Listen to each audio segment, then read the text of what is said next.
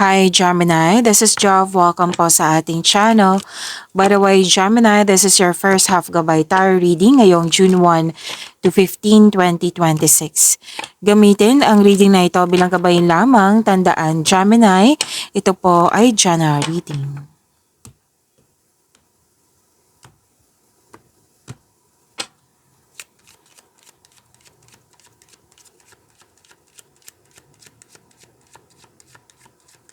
Mga parating po para kay Gemini ngayong June 1 to 15, 2026.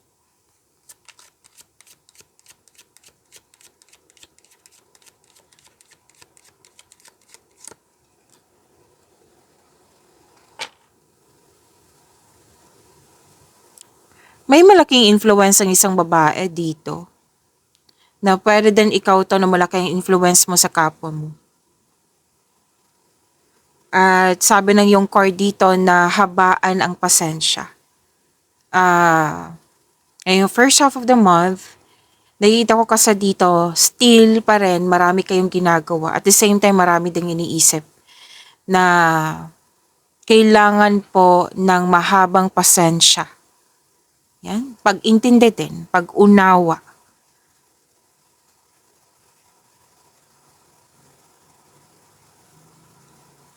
Kasi ang unang sinabi kanina, maraming ginagawa pa rin si Gemini.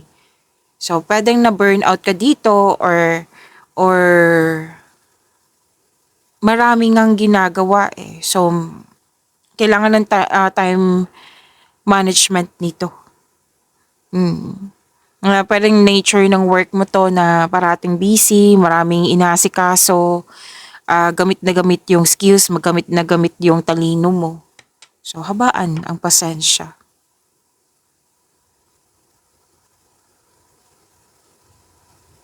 May concern ka nga dito, Gemini, o sa isang tao na mahirap kausap or sadyang matigas lang ang ulo.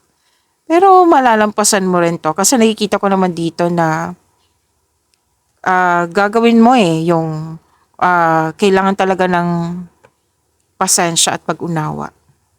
So, this is your challenge, pasensya. This is your challenge na kailangan talagang i-exercise yung patience mo. Magagawa mo yan, Gemini.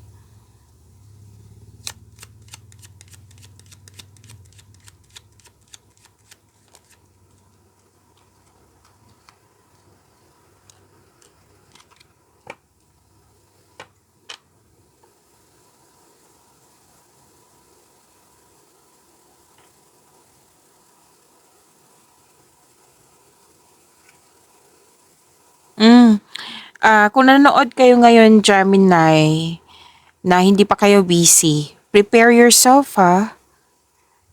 Kasi ang sinasabi dito, opportunities na kung ano dapat iprayo mo. Tapos, time management talaga.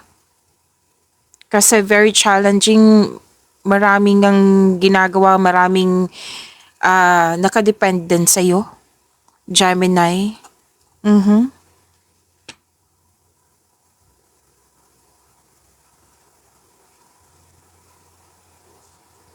Ito din yung panahon na magkaroon ng increase mo yung patience mo. May nag-observe sa'yo, Gemini, babae. Babae po. Nag-observe. Pwedeng literal, talagang nandyan siya, nag-observe siya sa'yo. Nag-spy, nag-observe. Pwede nag-stalk siya sa iyong social media. Lahat ng kilos mo may gusto siyang kunin. Ano yung kunin niya, Miss Jav? Information kung ano yung trabaho mo. Information kung paano ka kumita. Information kung bakit ka nagkaroon ng maraming opportunities.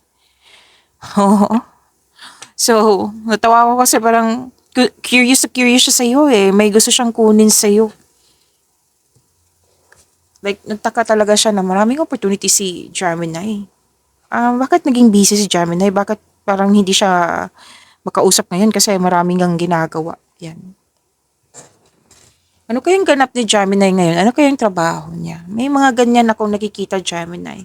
So, very curious siya sa'yo na sa inyong mga ginagawa. Pero maging maingat ha, maging maingat lang sa kanya na wag mo hayaan na, kumbaga wag mong hayaan na alam niya yung mga plano mo sa buhay. Kasi may nagsabi sa akin na mukhang sisirain niya. Like for example, sinasabi mo sa kanya yung mga plano mo, tapos sabihan, hindi mo magagawa yan kasi very conflict yung mga plano mo. Hindi mo magagawa yan. Itong taong ito ay mahilig magmanipula din. So, maging maingat ka sa kanya. Kasi most likely sa trabaho mo to eh. Sa trabaho, sa opportunity sa dumating sa'yo. Ayan. Kasi may tao, di ba, curious. Pero itong taong ito may hangarin siya eh. So, put limitation, put boundaries. Kung kaya mo kausapin, then go ahead. Depende na yan sa'yo. Lumabas to. Kasi, sinabihan ka ng card mo, maging maingat ka sa kanya. Kasi, nakikita ko dito, very focused ka talaga. Lalo na sa mga gawain mo. Focus si Gemini.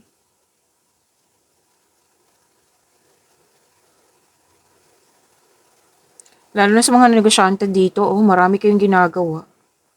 Some of you, pumasok sa negosyo. Busy sa pagbebenta, busy sa pag-o-offer. So maraming ganap dito sa work mo, 2 card na mismo nagsabi po. Na prepare another card na naman, another first half of the month na busy pa rin sa Gemini. Na lumabas ng card dito na maging maingat ka sa kanya na wag sanang hayaan na ma-distract ka ng taong ito. Kasi distraction eh. Distraction. Hindi siya lang ordinaryong curious lang kung ano yung ginagawa ng Gemini. Hindi eh. May intention talaga siya. Okay? So, alam nyo nang dapat gawin. Put limitation, put boundaries. Huwag mong hayaan na, like, maging maingat ka sa pag-share ng mga ideas mo, plano mo sa buhay. So, still busy pa rin si Gemini. So, busy. Opportunities yan eh, di ba? So, ang ganda niyan, opportunities.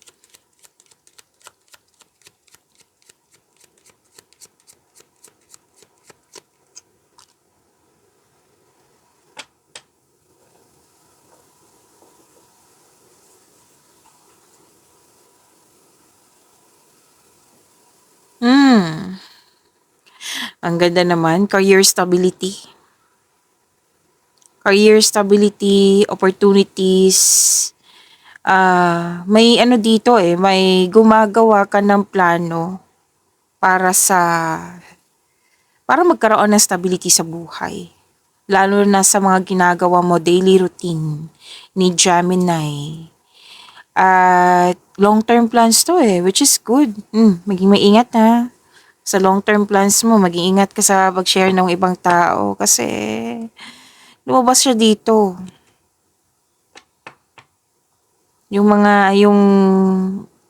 Kumbaga wag mo hayaan na may mas masira yung plano mo.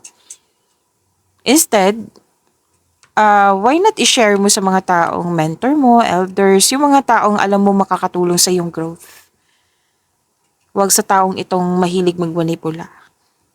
Okay?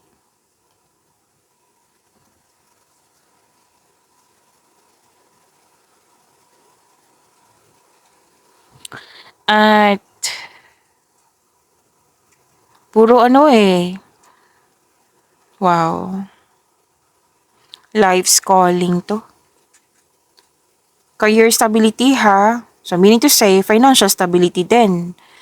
At ipagpatuloy itong long-term plans na ito kasi sinabi, may sakot dito, Gemini, na may success sa inyong long-term plans. And 2 card po mismo nagsabi dito na prepare yourself nga, your energy. Kasi opportunities, bibigyan mo siya ng action. So, kailangan ng sapat na energy niyan. Maraming ganap sa career mo eh. Sa work mo, sa goal mo sa buhay. At magbibigay ito ng stability. Kasi very focused ka from here to here. Naiinip ka lang. Naiinip ka lang. So, kailangan lang sa journey na ito, Gemini, habaan talaga yung pasensya at pag-unawa. Kung may kailangan hintayin, kung may delay, habaan talaga yung pasensya. Kasi may mga dahilan yan eh. Ang delay po is hindi siya para mapahamak ka. May mga dahilan po iyan. So, ang challenge mo lang dito, aside sa maraming gawain, is kailangan habaan ng mas pasensya kasi unang nakita ko naiinip ka. Okay? Lahat naman tayo gustong matapos yung agad yung proyekto, trabaho. So magagawa mo yan, yung dahan-dahan lang, huwag mong i-pressure yung sarili mo.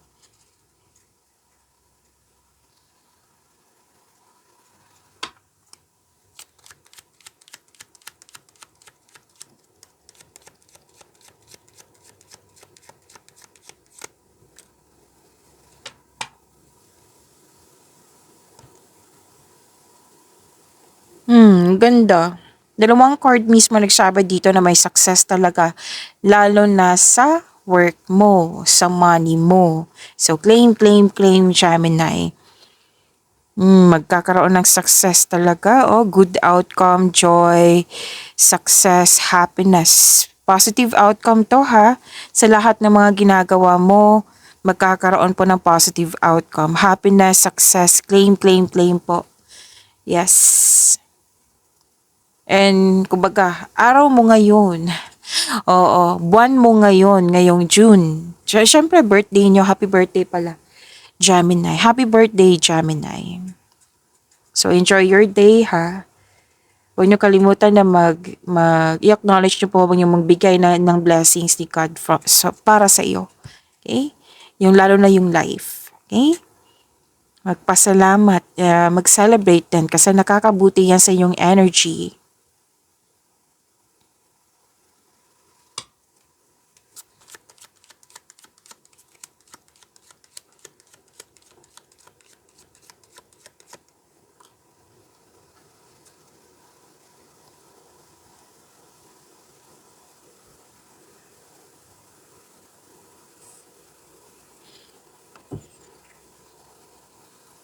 Okay.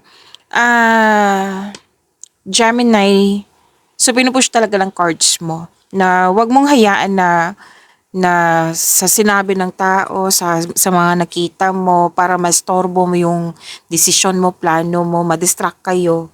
Wag nyo pong hayaan. Okay? Kasi parang may nasabi ang tao dito, at oo, ang ilan sa inyo may nakita din na pwedeng na-distract yung mga plano mo, yung mga gawain mo. Kaya nga pinupush ng cards from here to here na wag sanang hayaan na mag-overthink kayo, mag-overanalyze kasi alam naman natin hindi yan nakakabuti sa'yo. And kung overanalyze to, hindi ko naman kayo masisisi, Gemini. Sa lahat ng zodiac signs, matalino kayo. So gusto niyo perfect. So hindi ko kayo masisisi niyan. Pero kung over na kasi, hindi yan nakakabuti sa'yo. Over, like labis na. O sa like for example, from Monday to Saturday, o yan pa rin yung inisip mo, hindi ka nagbigay ng solusyon, hindi ka kumikilos. So hindi yan, over na yan. So wag niyong hayaan na mag-overthink kayo kasi nakaka-drain niya ng energy. Why not spend nyo yung energy nyo sa kilos? Oo, yung daily routine nyo, may makukuha pa kayong success. Okay? Huwag nyo hayaan na may magmanipula yung sinabi kanina na, hindi mo magagawa yan. Yung pwedeng bagay, pwedeng tao sa mga sinasabi niya na para madistract ka, para huminto ka. No, huwag mo hayaan. Kinukulit ka lang talaga ng cards mo. Kasi sayang mag-spend time ka sa overthinking na walang mangyayaring growth dyan. Why not make change? Bigyan ng action.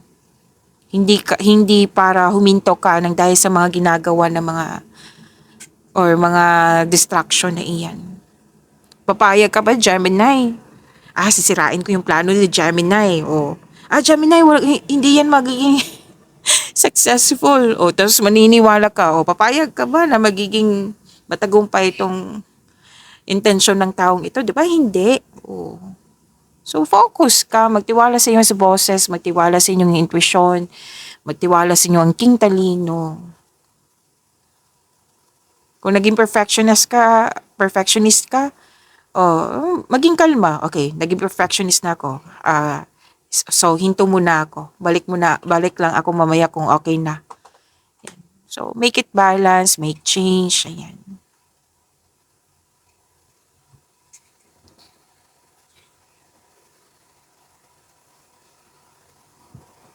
At the end of the day, nakikita ko naman dito yung power mo. Like, increase confidence, you're taking action with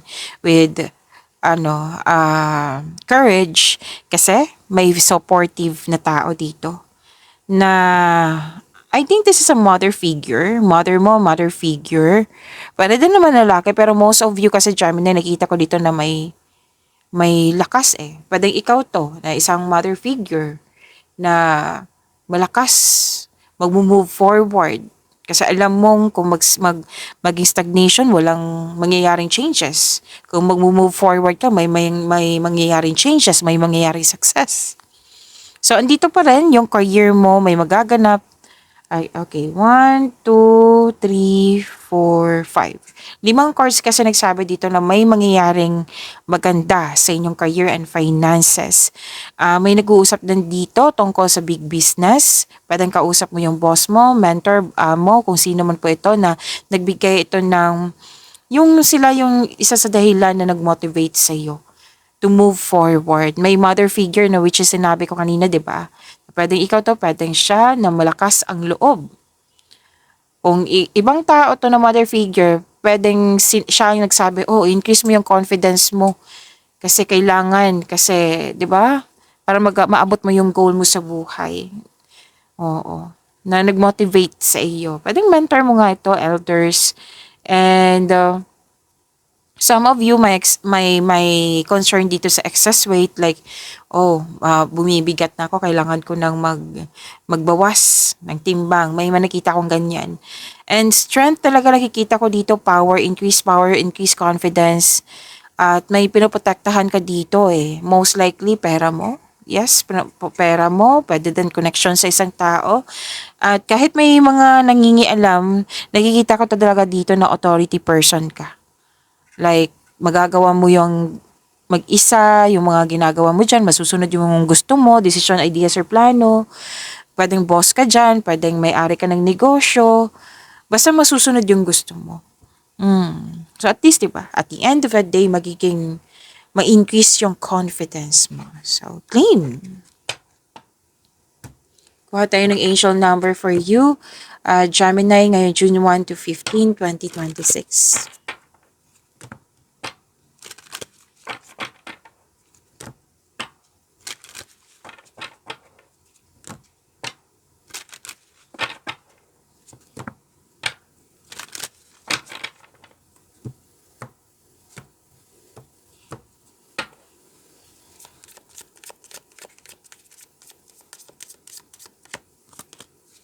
Angel number 3, sabi po dito, expression comes naturally to you. You are very skilled at communicating your thoughts through conversation and creative pursuits. You are able to get others on board with your ideas. To attract more blessings, let us say the power of affirmation. Let us say, I am charismatic. Again, I am charismatic. So, i-recite nyo yan ha, kasi nakakabuti yan sa inyong energy. Recite po twice. So, ikaw to eh. Gemini. Oo, kahit i-research nyo to, ikaw ito na magaling ka sa communication, magaling ka sa mga deals, communication, yung magaling ka mag-take lead, magaling ka na sa mga ginagawa mo, magaling ka sa na leader. Yes. Yeah, you are very skilled. Magagawa mo yung, di ba lumabas to kanina, na magagawa mo yung mga bagay dyan, kahit multitasking yan, na kahit mag-isa, marami ka nang napatunayan, na nagkaroon ng positive outcome. Yes. So, andito pa rin, marami kang ginagawa.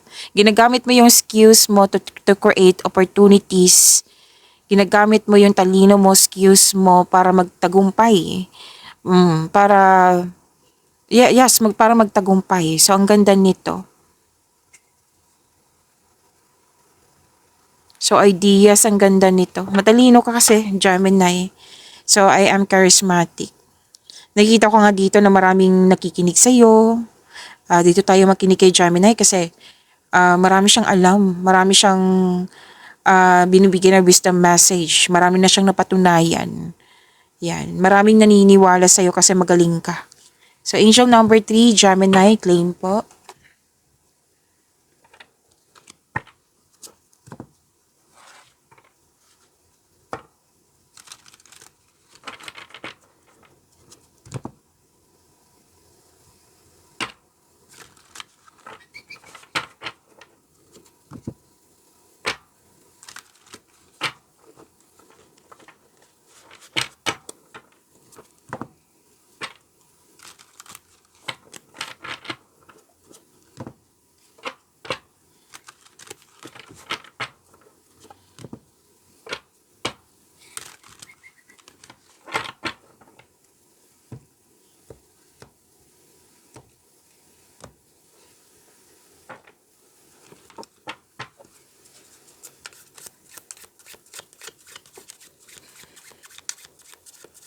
Energy para kay Gemini ngayong June 1 to 15, 2026.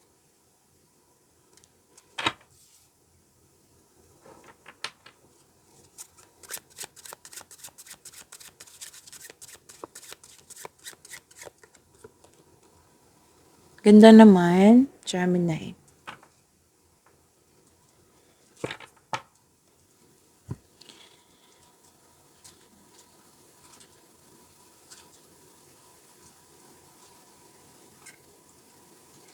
Gemini, your energy po ngayong first half of the month. Oh, kakasabi lang kanina, maraming idea sa inyong angel number 3. Ang ganda ng blessings mo, Gemini. Ako, gustong-gusto ko tong blessings na ito. Maraming bagong ideas. Nang dahil sa maraming bagong ideas, marami kang iniisip kung paano mo siya execute at binigyan mo siya agad ng agarang aksyon para magkaroon ng maagang resulta. So, clarity, new ideas, this is new beginnings also. Maraming gang ginagawa, di ba? Kanina pa sinasabi ng yung card. So, prepare your energy talaga. Nagkaroon ng determination.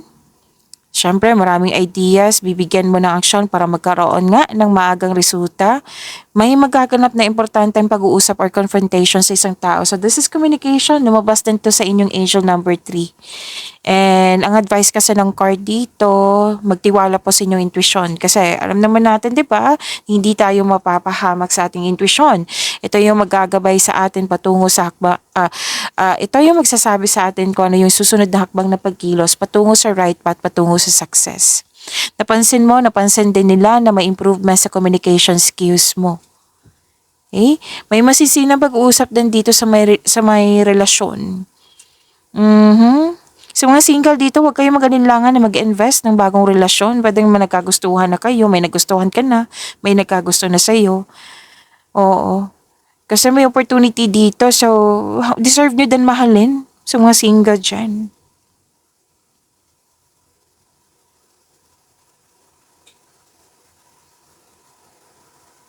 Nagkaroon ng bagong insights na clarity kung paano pa improve yung kaperahan mo or project. This is a go signal also na sign ng magsimula sa bagong business, magsimula sa pag-level up sa inyong trabaho.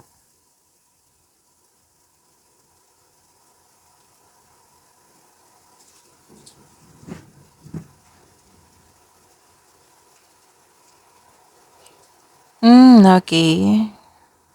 Lumabas din dito yung mother figure na energy. Pwedeng ikaw to, kung hindi man, pwedeng ibang tao, na pwedeng inalagaan ka niya, pwedeng inalagaan mo siya. Kasi may mother figure dito na, yes, feminine energy na nag-aalaga. Tapos, maalalahanin ka, mapag-alaga, mapagmahal. At,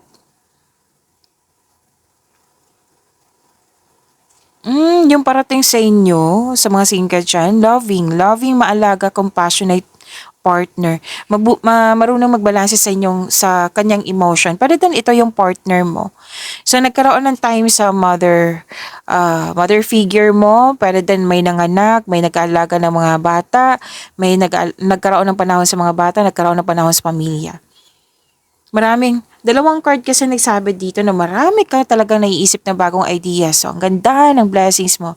Alam naman natin, 'di ba? Ako gustong-gusto ko talaga yung ideas na yan kasi ang ideas po is from the universe na yan yung ipapagawa sa'yo.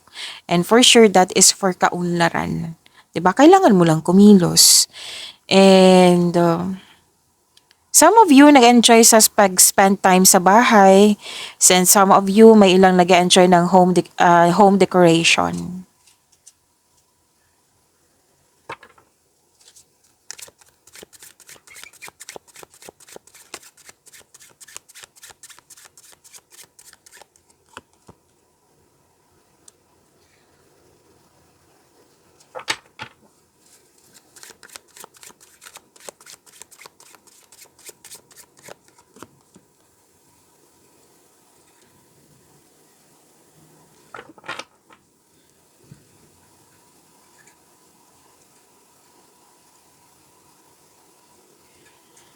Sa career and money nyo po, Gemini.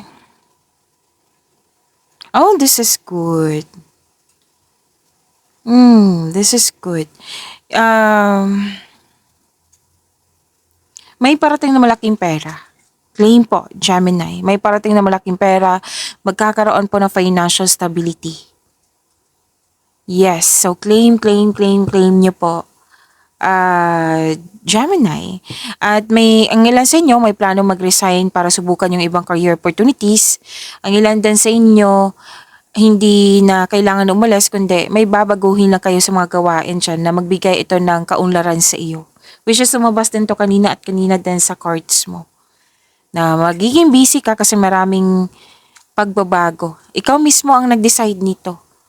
Kasi ang aim mo kasi is for growth. Okay? Nang dahil sa mga gagawin mo, magbibigay talaga to ng malaking pera sa iyo. Magkakaroon ng financial stability. Pwede din itong career opportunities na dumating sa iyo, malaki ang sweldo, that will have, yung mag-o-offer sa iyo ng more stability sa buhay, abundance din. You're moving forward, you're embarking on a healing journey. Oo. May ilan sa inyo dito magbabakasyon kasi tapos na yung mga gawain, umiiwas sa toxicity. Andito pa rin, Gemini. So, sinusubok talaga yung patient mo ngayon, Gemini. Habaan talaga ang pasensya. Kasi naiinip or pwedeng excited ka sa papunta mo sa, kasi new beginning excited ka sa new beginning na ito kung ano yung resulta nito. So, ilan sa inyo may lipat work, lipat bahay, pwede din. Kasi nabanggit ko, di ba?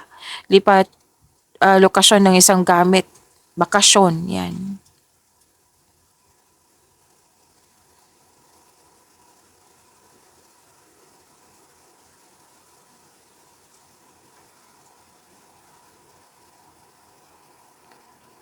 So, bumuo ng isang diskarte upang makuha ang gusto mo, sabi ng iyong card. At andito pa rin yung lumabas pa rin dito sa tarot cards mo na may taong hindi totoo sa iyo. Nang sinabi ng card, hindi na dapat makipag-away or hindi na dapat yung mag-spend ng energy sa mga ganitong tao. Kasi may mga tinatago, plastic, or di kaya concern mo, walang pakialam yung tao. May mapanilang dito, lumabas kanina, 'di ba? Na pinupush talaga ng cards mo na maging maingat ka. Sabi kasi ng card dito na umiwas sa toxicity. Which is gagawin mo naman, 'di ba? Ang ilan sa inyo magbabakasyon.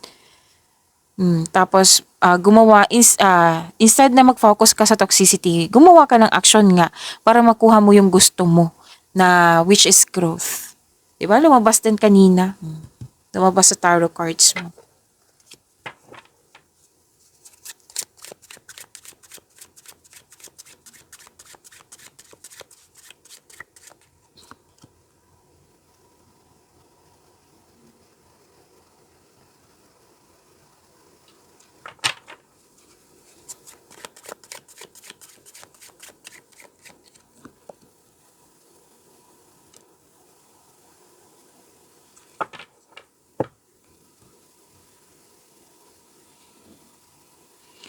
Gemini, gusto niyo bang ma-prompt kayo, ma-notify kayo, like mapanood niyo po agad yung premiere ng video natin? Kung gusto niyo po, i-click niyo po yung bell notification dyan.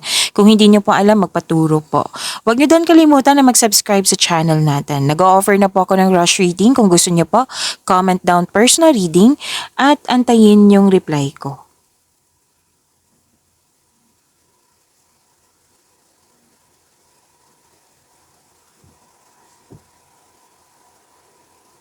Ay, wow. Andito pa rin yung sinasabi ng card na maging handa talaga, lalo na yung energy mo kasi ah magkakaroon talaga ng opportunities ng dahil sa mga daily routine mo na nagtagumpay. Yes. By the way, this is Love Life, Self-Love, Partnership, and Romance. Na lumabas dito na nag-spend time ka sa mga taong nagbigay ng inspiration sa'yo, motivation sa'yo, di ba? Lumabas to kanina.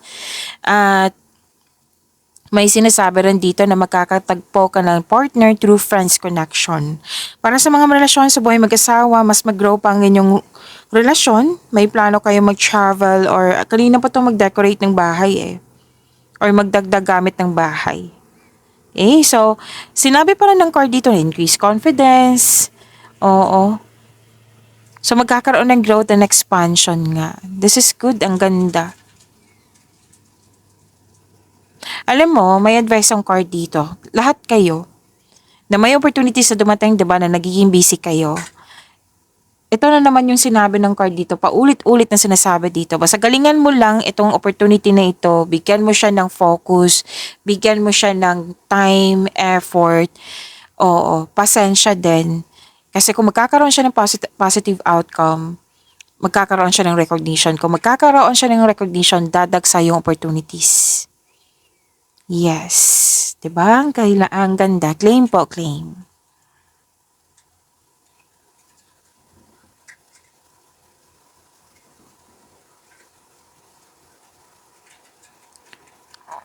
Okay. Oh, sana all, Gemini. Some of you, may nagustuhan, pwede ikaw yung nangligaw or pwedeng may mga manliligaw ka. Iniisip mo kung sino yung right person sa'yo na yung may genuine na love sa'yo. May advice ang card na maging maingat ka sa sobrang pag-iisip. Baka ito ay maghatid ng pagkakalito. So, don't hesitate too long. Kung sa feeling mo nag-overthink ka na or nag-overanalyze, stop muna. Relax muna, maging kalma, balik ka lang kung okay na. Okay? Sa mga relasyon sa buhay mag-asawa, may temptation kasi dito. Malawak kasi yung temptation. Pwedeng bagay yan, pwedeng tao, sitwasyon, kung ano man po ito. Ang temptation kasi is magbibigay ng sakit ng ulo. Okay? Temptation. Kasi minsan, akala natin inspiration, yun pala temptation. So, kailangan nyo ng time for reflection. Okay? Alamin nyo kung temptation ba to or inspiration. Sabi ng yung card dito, wag sanang matempt, kumbaga, piliin nyo po yung inner peace kesa sakit ng ulo.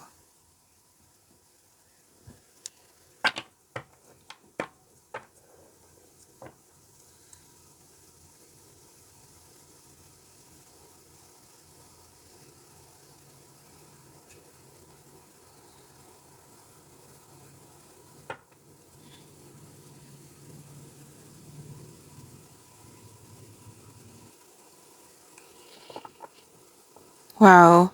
This is tatlong card kasi nagsabi dito na malaking good news to sa mga single kasi may binigay sa inyo, may mangyayari talaga na nakadestiny sa iyo. Okay? Na parating na or na dumating na yung nakatadhana sa iyo. Para sa mga relasyon sa buhay mag-asawa, nakikita ko dito masaya kayo, mahal na mahal niyo ang isa't isa, very supportive kayo sa mga ginagawa o plano niyo sa buhay. 'Di ba? So, ang ganda. May bagong relasyon din dito. May nakita kong bagong relasyon. So, destiny, may mangyayaring naka-destiny sa inyo, sabi ng yung card. Pagyamanin niyo po yung blessings na binigay sa inyo, Gemini. See you tomorrow. Maraming salamat po.